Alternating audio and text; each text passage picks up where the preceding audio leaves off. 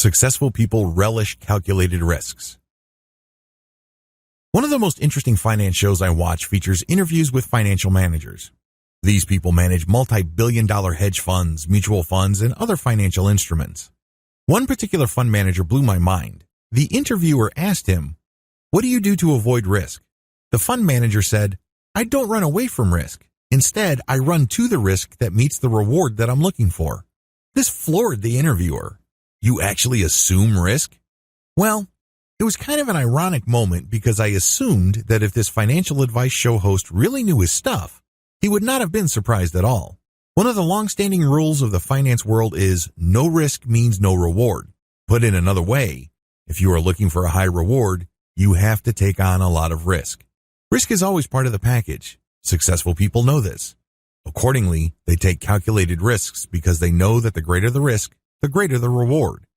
Unfortunately, people trying to copy successful people oftentimes get it wrong. They end up gambling. They end up taking shots in the dark, hoping to get lucky. There's a big difference between risk-taking and gambling. Risk-taking only happens when you're properly educated about what you stand to gain and what you stand to lose, and the probability of that loss. When gambling, you're just focusing on odds, and that's all you pay attention to. When you take calculated risks, you look at what's currently happening, what could possibly happen, and make strategic decisions. The good news is that the more educated you are about the move that you are about to make, the lower your risk.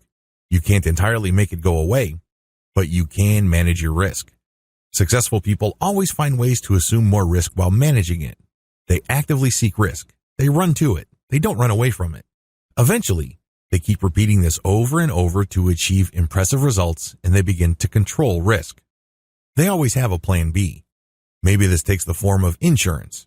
Maybe they hedge their bets, buying different types of companies in different industries, or they buy different asset classes.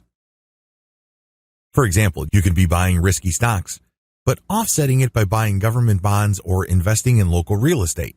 In the same portfolio, if they're buying stocks, they would buy blue chip, stable stocks, and balance it out with more aggressive tech stocks.